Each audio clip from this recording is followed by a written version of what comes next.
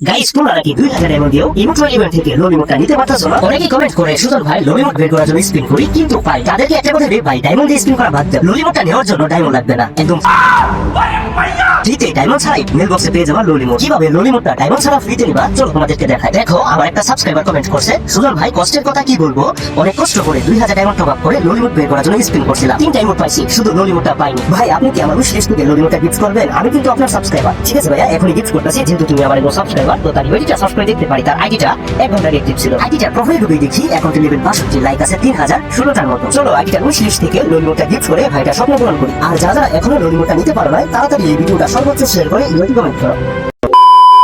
Guys তোমরা একটু আগে যে ভিডিওটা দেখতে পেলা এটা কিন্তু একটা এলেক্স সুজন নামে কিন্তু একটা ইউটিউবার। সে কিন্তু নিজেকে মনিটর ভাবে, অর্থাৎ মনিটর সেজে কিন্তু সবাইকে বোকা বানায়। অ্যান্ড সে কিন্তু আজকে একটা পোস্ট করছে, অ্যান্ড পোস্টের থেকে কিন্তু তার নাম্বারটা সংগ্রহ করে কিন্তু মেসেজ দিয়ে দিছি।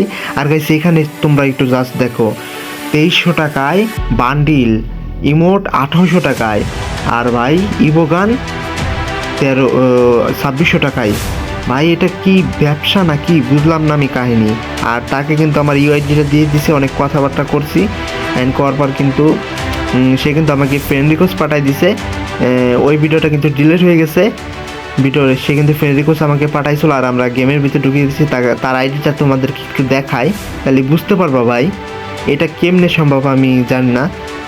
তার আইডিটা কিন্তু আমি দেখাইতেছি তোমাদেরকে, একটুখানি নিচে গেলে কিন্তু তার সেই আইডিটা পেয়ে যাব।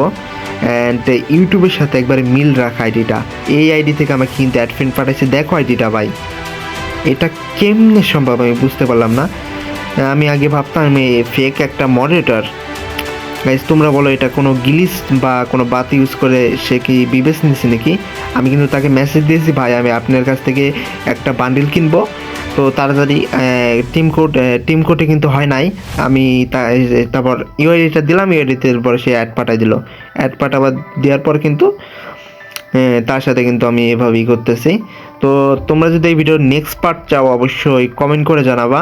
নেক্সট পার্টে কিন্তু তার সাথে কি কি কথা হলো সেটা সম্পূর্ণ তোমাদেরকে তুলে ধরবো, এবং এর ভিতরে রহস্যটা কি সেটা তুলে ধরবো।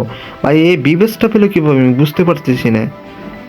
গাইস ভালো ভালো করে কমেন্ট করো, এ কি রিয়েল না ফেক, কমেন্ট করে জানিও। আর এই বিবেচটা কীভাবে গিলিস বা বাতের মাধ্যমে পেলো তোমরা একটু কমেন্ট করে জানিয়ে দিও।